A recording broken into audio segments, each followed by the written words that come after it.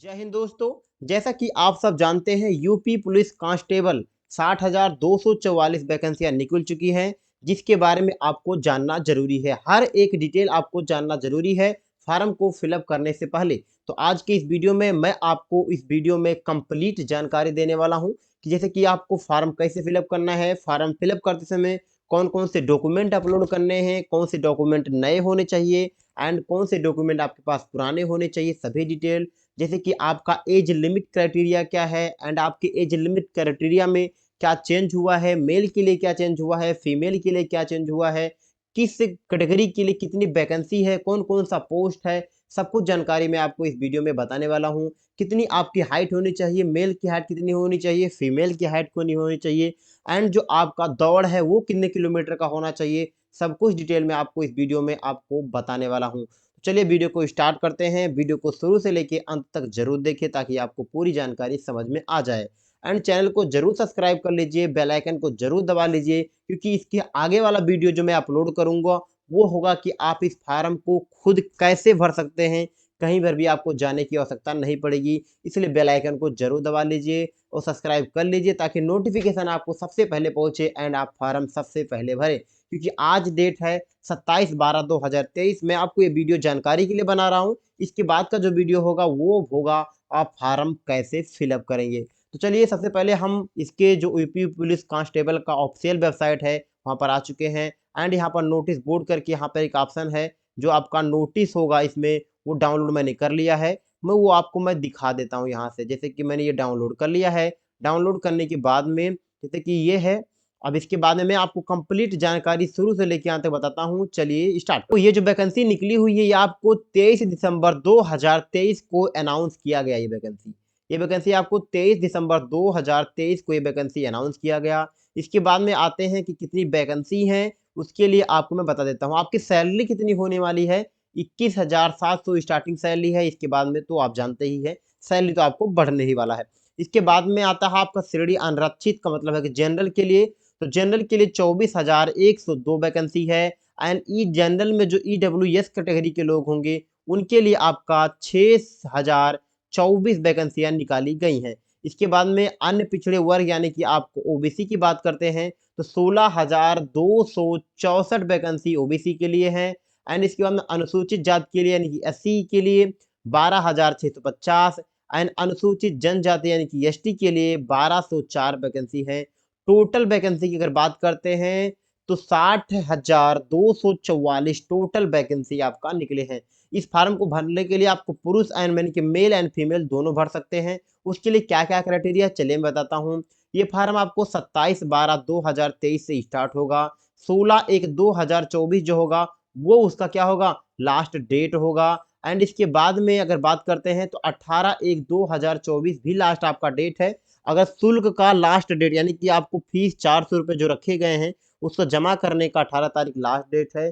कोई आपने गलती कर दी है उसको एडिट करने के लिए 18 तारीख आपका लास्ट डेट है। इसके बाद में चलते हैं आवेदन शुल्क की तरफ। तो आपको 400 रुपये, चाहे वो एससी हो, एसटी हो, मेल हो या फीमेल हो, सभी को आपको 400 रुपये का आवेदन शुल्क जमा करना होगा। इसके अंदर राष्ट्रीय आपका के बात करते हैं आयरताई क्या है उसके बारे में बात कर लेते हैं। आपको इंडियन होनी चाहिए। इसके बाद में और जानकारी आप यहाँ से पढ़ सकते हैं। इसके बाद में आगे चल की जानकारी जो इसमें जो मेन जानकारी है वो मैं आपको बता देता हूँ ताकि आप उसमें कोई भी गलती ना करें। इसके बाद में आपको बता देता हूँ कि शैक्षिक अर्हता यानी कि एलिजिबिलिटी क्या होना चाहिए, आप पास क्या होना चाहिए।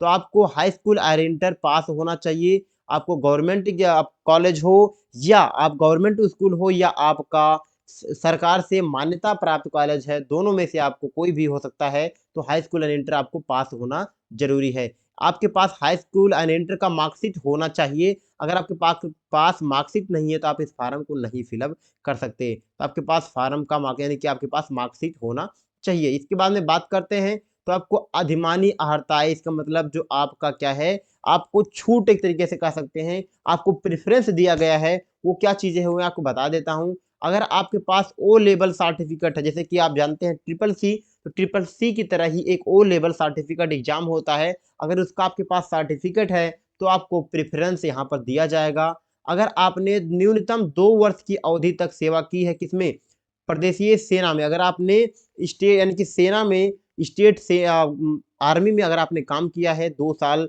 से ज़्यादा तो आपको भी आपको प्रेफ़रेंस दिया जाएगा। अगर आपने एनसीसी लिया तो आपको जो आपका बी ग्रेड आया है तो भी आपको यहाँ पर प्रेफ़रेंस दिया जाएगा। इसके बाद में बात करते हैं तो आपकी वायु यानी कि एज लिमिट क्या है? तो देख सकते हैं 1/7/2023 से आपको कैलकुलेट करना है। आप 18 साल से ऊपर होने चाहिए। किसके अनुसार? 1/7/2023 में से अपना डेट ऑफ बर्थ माइनस करेंगे, जो आएगा वो आप यहाँ पर देख लीजिएगा। तो 18 साल से आपको ऊपर होने चाहिए एंड 22 साल से नीचे होना चाहिए। लेकिन अब मैं आपको बता दूँ कि जो 22 साल पहले था, वो अब 3 साल बढ़ा दिया गया है। वो भी नोटिफ़िकेशन में आपको दिखाऊँगा। 22 के स्थान पे अब आप 18 से 25 साल के बीच में अगर हैं, तो आपको इस फॉर्म को फिलअप कर सकते हैं। वो किसके लिए है? तो वो मेल के लिए। किसके लिए है? पुरुष के लिए बात करते हैं तो 18 से 25। लेकिन महिला की अगर बात करते हैं तो 18 साल से ऊपर एंड यहाँ पर देख सकते हैं यहाँ 25 साल पहले था, अब 3 साल बढ़ गया है। यानी कि 18 से 28 साल महिला अगर है तो इस फॉर्म को फिलअप कर सकते हैं। मेल के लिए 18 से 25, फीमेल के लिए 18 से 28। ये अगर आप बीच में हैं तो इस फॉर्म को आप फिलअप कर सकते हैं। इसके बाद में अगले चलते हैं तो आपको चरित्र जैसे कि देख सकते हैं यहाँ से आप इसके चरित्र के बारे में पढ़ सकते हैं। इसके बाद में आगे चलते हैं आपको जानकारी मैं आपको जल्दी-जल्दी बताता चलता हूँ। इसके बाद में आते हैं तो शारीरिक स्वास्थ्य क्या है आपका, अवस्थाएँ क्या है, ये आपको इसमें जानकारी मिल जाएगी, यहाँ से आप पढ़ सकते हैं। भर्ती की प्रक्रिया क्या है वो मैं आपको बता देता हूँ। ये जो प्रक्रिया है आपको सबसे पहले ऑनलाइन फॉर्म को फिलअप करना है। इसके बाद में फॉर्म फिलअप करने के बाद में आपका एडमिट कार्ड आएगा। एडमिट कार्ड जो आएगा उसके लिए आपको पेपर देना हो क्या से लिखित पेपर यानी कि रिटन पेपर। रिटन पेपर का मतलब ये हुआ कि आपको कंप्यूटर से आपको पेपर देने की आवश्यकता नहीं है। ये ओएमआर शीट के माध्यम से आपका ऑब्जेक्टिव यानी कि जो टिक वाले क्वेश्चंस होते हैं वो आपके होने वाले हैं। बट उसमें क्या है आपको ओएमआर शीट जो पेन से टिक लगाते हैं ओएमआर शीट भरते हैं उस तरीके से आपको होने वाला है। तो लिखित परीक्षा जो आपकी होगी वो 300 अंकों की होगी। 2 घंटे का परीक्षा होगा आपका एंड 4 विषय होंगे कौन से? एक आपका जीके होगा, इसके बाद में आपका हिंदी होगा, इसके बाद में आपका मैथ्स होगा, इसके बाद में आपका रीजनिंग। 4 सब्जेक्ट से क्वेश्चन आने वाले हैं। टोटल 150 क्वेश्चन होने वाले हैं। एक क्वेश्चन आपका 2 अंकों का होगा। अगर आप किसी क्वेश्चन को गलत करते हैं तो इसमें नेगेटिव मार्किंग भी दिया गया है। 1/4 नेगेटिव मार्किंग है यानी कि 0.5 नंबर आपके काट लिए जाएँगे अगर आप गलत चूज़ करते हैं। अगर आप गलत ऑप्शन को चूज़ करते हैं तो ओएमआर शीट के माध्यम से आपको इस पेपर को पूरा करना होगा। आपको कंप्यूटर के माध्यम से ये पेपर नहीं है, ये आपका ऑफ़लाइन है। ये पेपर आपका ऑनलाइन नहीं ऑफ़लाइन पेपर है, आपको टिक के माध्यम से करना है। इसके बाद आप जानते हैं कि नॉर्मलाइज़ेशन सिस्टम तो आपको इसमें लागू होगा ही होगा, इस तो आप जानते ही होंगे हर गवर्नमेंट एग्ज़ाम में ये नॉर्मलाइज़ेशन सिस्टम आपका होता है। इसके बाद में हम बात करते हैं आगे चलते हैं तो आपको देखिए कि आप जो जो आपका ये एग्ज़ाम होगा तो आपका सेंटर कहीं भी जा सकता है, आपके स्टेट में भी आपके स्टेट में ही रहेगा, अलग-अलग डिस्ट्रिक्ट में आपका सेंटर जा सकता है। अगर आप लिखित परीक्षा को पास करते हैं उसके बाद का प्रोसेस आपका होगा document verification and physical standard test होगा जो आपका। तो document verification at the time अभी तो नहीं बताया गया है कि कौन-कौन से डॉक्यूमेंट आपको लेकर जाने होंगे डॉक्यूमेंट वेरिफिकेशन के लिए, वो आपको नोटिफ़िकेशन के माध्यम से बाद में बता दिया जाएगा। लेकिन फॉर्म भरते समय जो आप डॉक्यूमेंट आपने यूज़ किया हो, वो डॉक्यूमेंट तो आपके पास होने ही चाहिए eight the time of document verification. इसके बाद में बात करते हैं तो मेडिकल स्टैंडर्ड की बात करते हैं, फिजिकल स्टैंडर्ड की बात करते हैं, तो बात करते हैं ऊँचाई यानी कि हाइट के लिए और किसके लिए मेल हाइट के लिए बात करते हैं।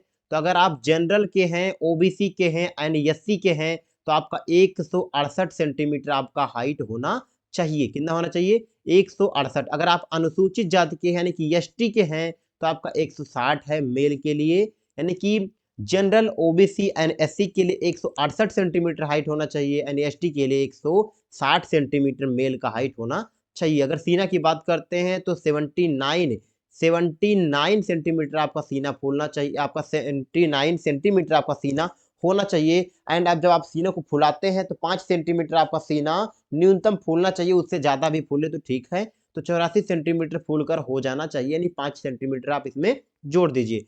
इसके ये आपका था किसके लिए? ओबीसी के लिए एंड एससी के लिए एंड आपका जनरल के लिए। लेकिन अगर हम बात करते हैं एसटी के लिए तो उसके लिए रखा गया 77 सेंटीमीटर नॉर्मल सीना एंड फुलाने के बाद में 82 होना चाहिए एसटी के लिए। इसके बाद में न्यूनतम देख सकते हैं न्यूनतम 5 सेंटीमीटर आपका सीना फूलना अनिवार्य है, तभी आप इस मेडिकल स्टैंडर्ड में पास होंगे। इसके बाद में महिला की अगर बात करते हैं, ये तो आप मैंने बताया पुरुष के लिए।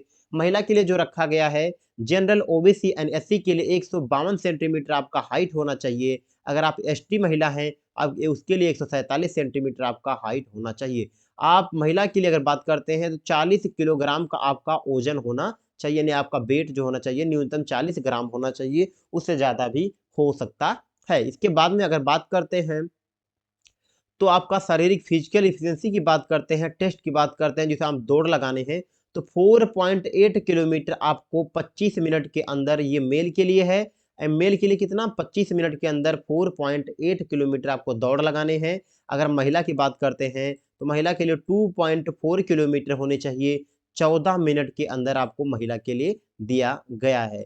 इसके बाद में आगे चलते हैं तो चयन की योग्यता क्या होनी चाहिए, तो देख सकते हैं आपके, देखिए जैसे कि मैंने आपको बताया फार्म भरना है आपको, इसके सभी तरीका, और फार्म कैसे भरना है उसके लिए मैं आपको वीडियो बना दूंगा, तो उसके लिए टेंशन लेने की जरूरत आपको नहीं है। उसका लिंक मैं वीडियो के डिस्क्रिप्शन में भी मिल जाएगा आपको, वहां से आप देख कर फार्म को भर सकते हैं। इसके बाद में आते हैं आरक्षण वायु सीमा। तो कुछ कुछ चीजें में आपको एज रिलैक्सेशन भी दिया जाता है, जैसे कि मान लिया किसी दो तीन बंदों ने सेम नंबर लेकर आए हैं, सेम नंबर है, तो किसको सेलेक्ट किया जाएगा, तो जिसका एज ज्यादा होगा उसको सेलेक्ट किया जाएगा। तो इसमें भी आपका आरक्षण एक आ जाता है, उसका आप ध्यान रखना जरूरी है। तो वही चीजें इसमें भी आपको लिखा गया है, ठीक है। इसके बाद में अगर बात करते हैं तो आप जैसे देख सकते हैं यहाँ एक ऑप्शन है लंबवत वर्टिकल आरक्षण जो होता है, आप इसके बारे में जानकारी होगी।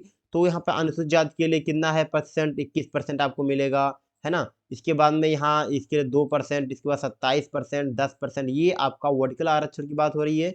हॉरिजॉन्टल आरक्षण की बात करते हैं तो यहाँ पर भी आपको 2%, 5% और 5% के यहाँ पर आरक्षण दिया गया है। यहाँ एक ऑप्शन मिलता है आपको, देख सकते हैं होम गार्ड, यहाँ पर एक ऑप्शन है, मैं आपको दिखा देता हूँ। हाँ, ये होम गार्ड लिखा है यहाँ पर, यहाँ लिखा है केवल पुरुष के लिए, लेकिन ये पुरुष नहीं, यहाँ पर आप ये मान के चलिए होम गार्ड पुरुष एंड महिला दोनों के लिए है। इसके लिए एक अलग नोटिफिकेशन आ चुका है, वो मैं आपको दिखा दूंगा। पुरुष एंड महिला यहाँ पर दोनों होना चाहिए, यहाँ पर गलती से केवल पुरुष लिखा हुआ है, यहाँ पर पुरुष एंड महिला दोनों होगा, ओके। इसके बाद में ये आपका आरक्षण 20% महिला के लिए यहाँ पर है, सब कुछ यहाँ से देख सकते हैं। ये आपका हॉरिजॉन्टल रिजर्वेशन हो गया।